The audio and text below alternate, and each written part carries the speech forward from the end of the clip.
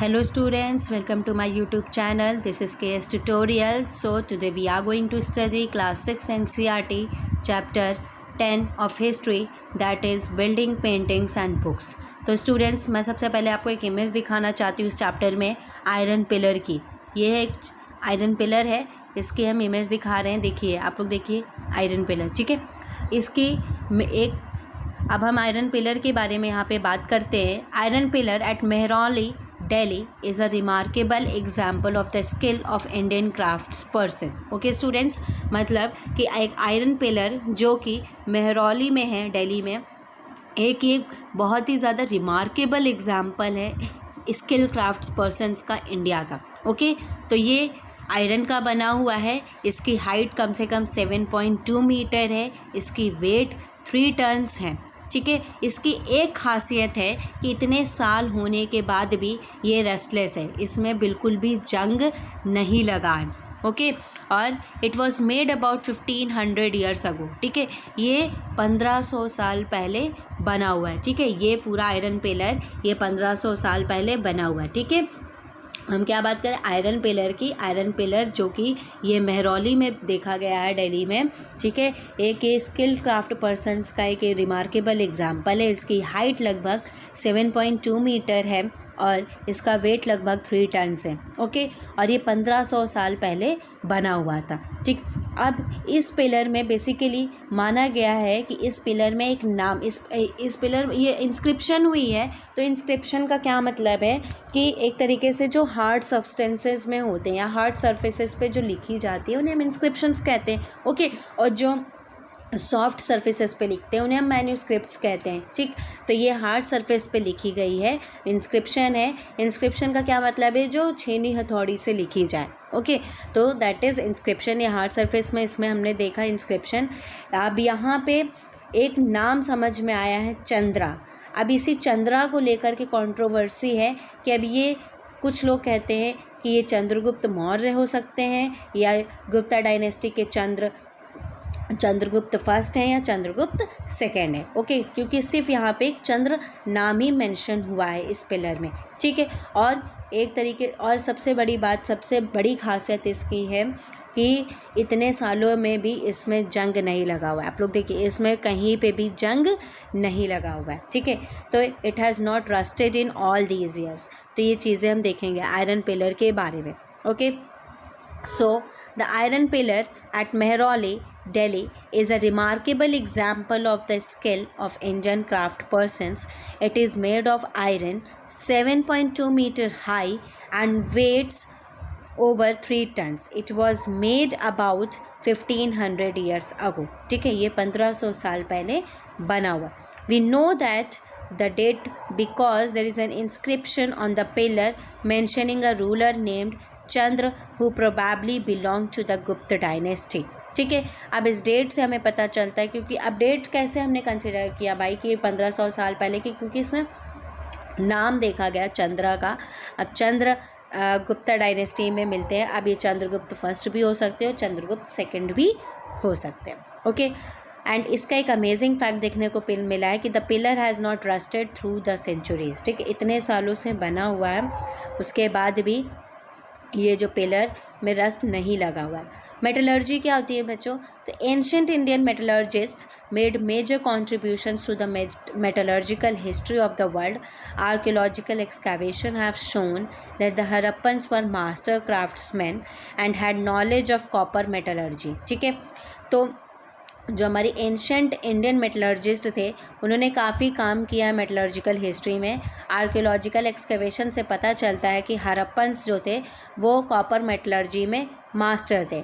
They even manufactured bronze by mixing copper and tin.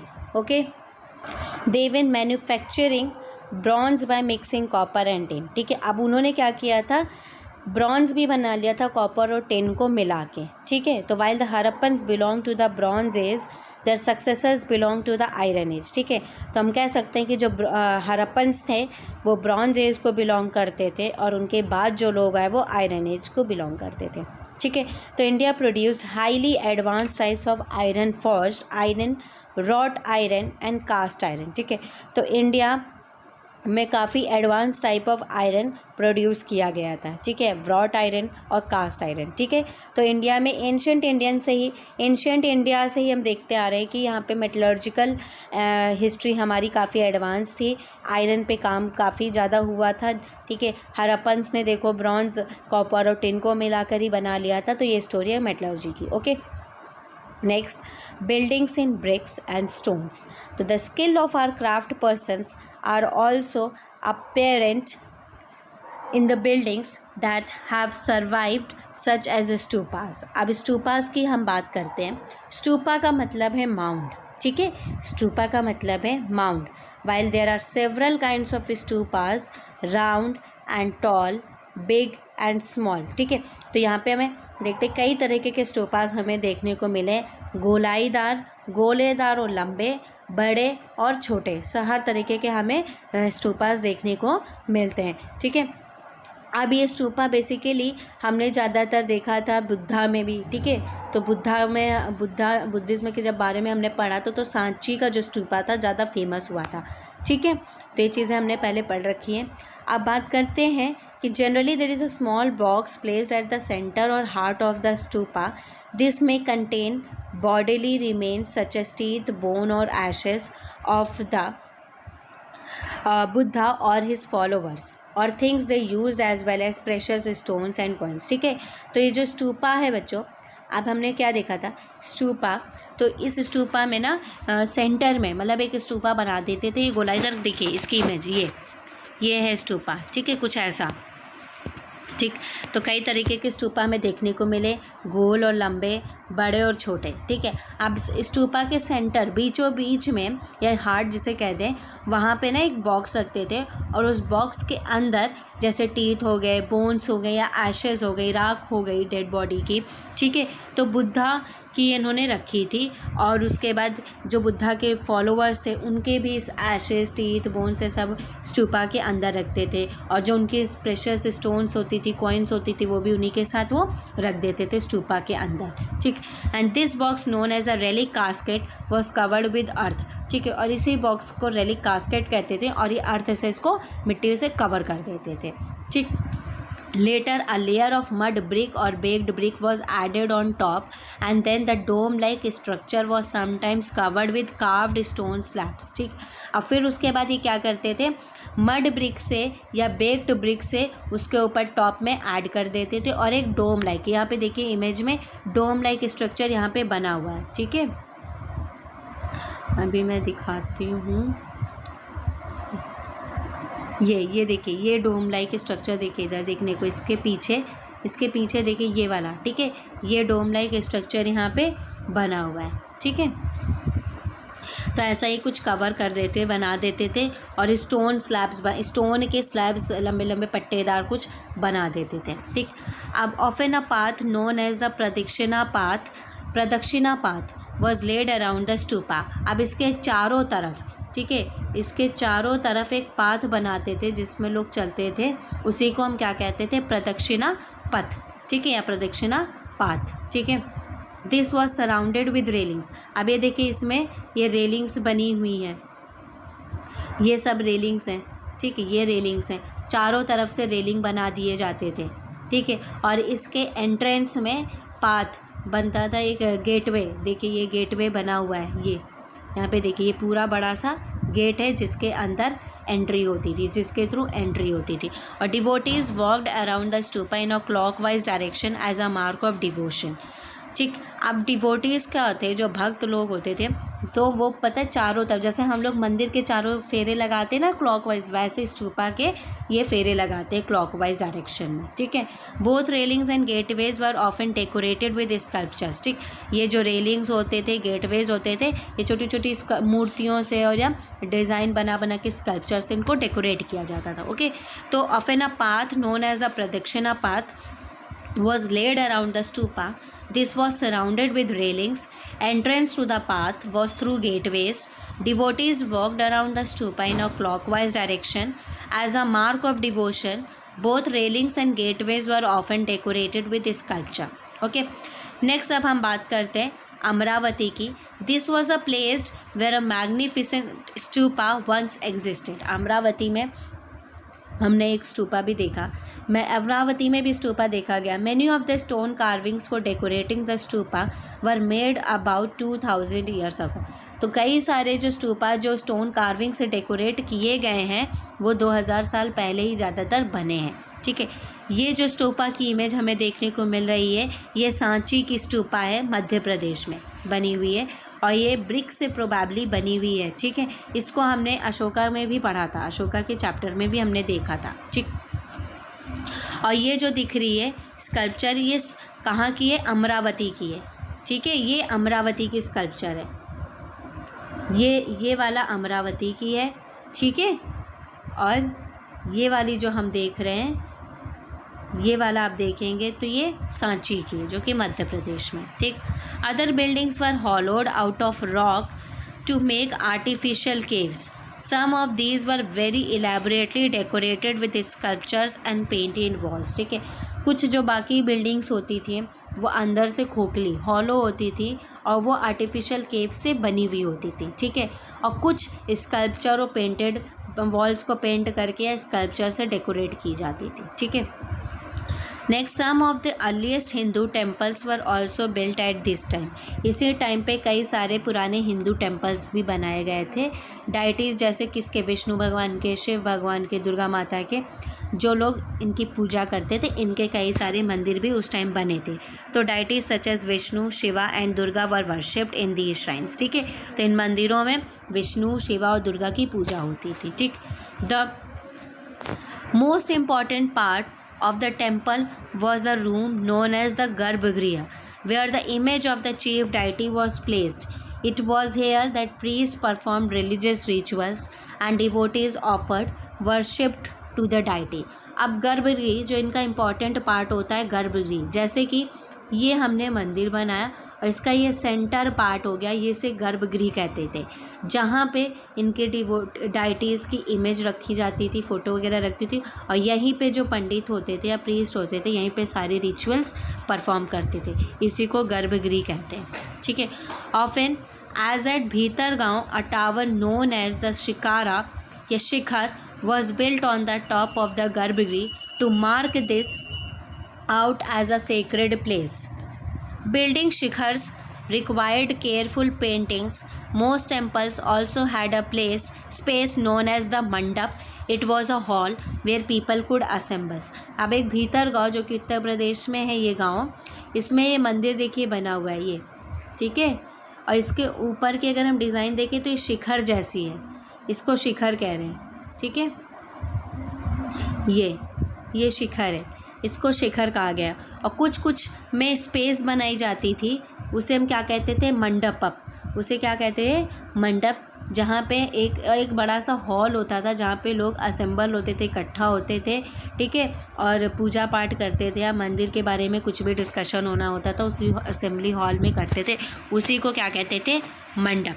ठीक है, तो हमने देखा कि इधर ये शिखर है और जो बाकी एक हॉल जैसा बना होता है उसे हम क्या कहते हैं? मंडप. ठीक है, तो ये भीतरगांव की इमेज है और इसी के राइट साइड में हम देख रहे हैं ये मोनोलिथिक टेम्पल है महाबलीपुरम की. ठीक है, ये मोनोलिथिक टेम्पल है कहाँ की? महाबलीपुरम की. ठीक, next find Mahabalipuram and Aihole. Some of the finest stone temples were built in these towns and some of these are shown here. अब ये जो टेम्पल आपको दिख रहा है ये दुर्गा टेम्पल है जो कि आइहोल का है. ठीक है, ये देखिए ये आइहोल का है. इसमें आप देखिए शिखर भी आपको देखने को मिलेगा, इसमें शिखर भी, ये शिखर है. ये जो स्पेस आपको देखने को मिल रहा है ये मंडप कह सकते हैं कि एक बड़ा सा हॉल है जहाँ पे लोग इकट्ठा होते होंगे, असेंबल होते होंगे. ठीक है, ये दुर्गा टेम्पल है जो कि आइहोल का है.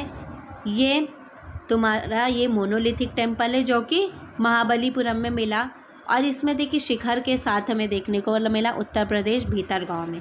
Okay students, I hope this is clear to everyone.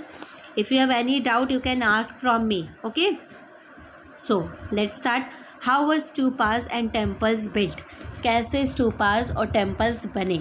तो there were several stages in building a stupa और अ टेम्पल. यूजुअली किंग्स और queens decided to build this as it was an expensive affair.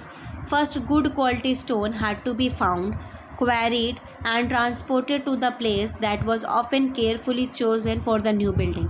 तो देखिए कई सारे stages perform होते थे स्टूपा या टेम्पल को बनाने के लिए. किंग या क्वीन से ज़्यादातर टेम्पल्स ये सब एक्सपेंसिव काम करते थे. पहले वो क्या करते थे, गुड क्वालिटी का स्टोन ढूंढते थे, फिर उसमें सर्च करते थे कि वो स्टोन ठीक है स्टूपा या टेम्पल बनाने के लिए, फिर उसको ट्रांसपोर्ट किया जाता था, ठीक है, और नई बिल्डिंग के लिए उसको चूज़ किया जाता था. फिर here these rough blocks of stone had to be shaped and carved into pillars and panels for walls. फिर यही जो स्टोन्स होते थे इनको शेप दिया जाता था पिलर्स में या पैनल्स में, वॉल्स के लिए फ्लोर्स बनाते थे, सीलिंग्स बनाते थे.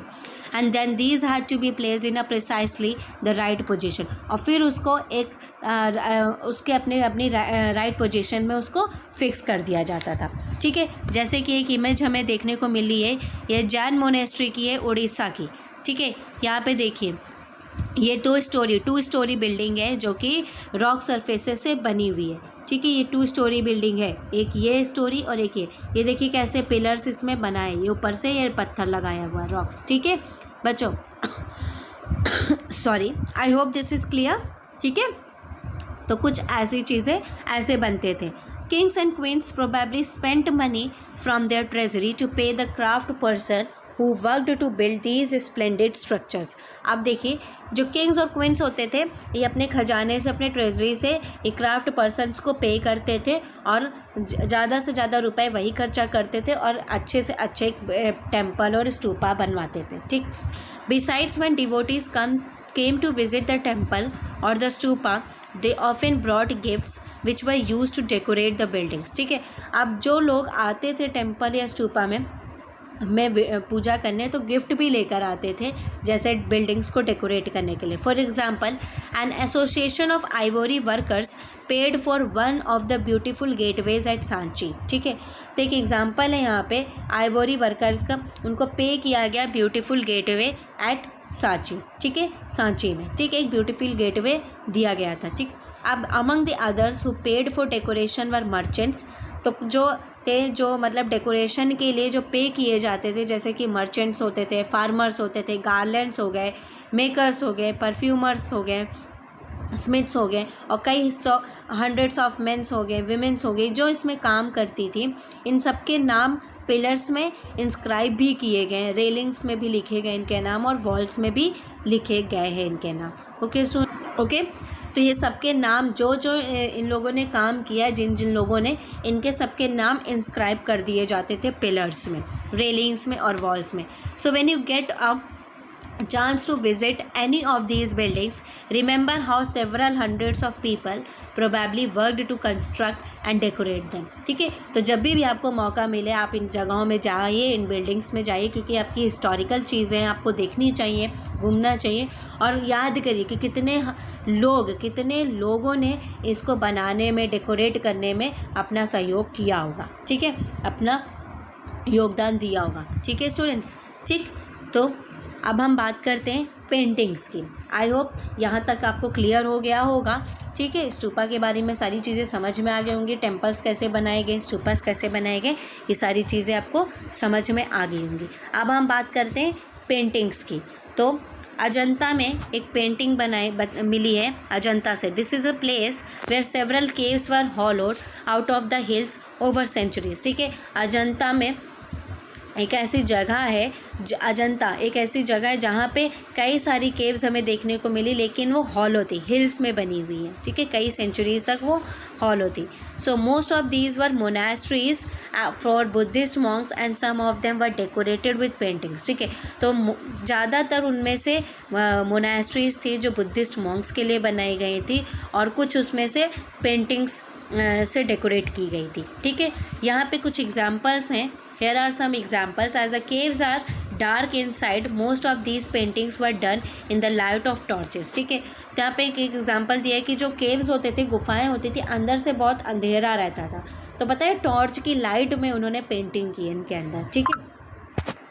The colors which are vivid even after 1500 years were made of plants and minerals। ठीक है, 1500 साल बाद भी इन ये जो कलर्स हैं, पेंटिंग्स हैं, लगभग वैसी की वैसी हैं जैसे पहले बनाई गई थी जिस टाइम। तो ये प्लांट्स और मिनरल से बनी हुई है ये कलर्स। ठीक है, the artist who created these splendid works of the art remain unknown. ठीक है, देखिए कितनी सुंदर कला, कितनी सुंदर आर्ट है ये, जो कि अजंता से मिली है हमें, और आज भी इन आर्टिस्ट का हमें पता नहीं कि किसने ये पेंटिंग बनाई है। ठीक है, ये अननोन है, लेकिन देखिए कितनी सुंदर पेंटिंग है ये।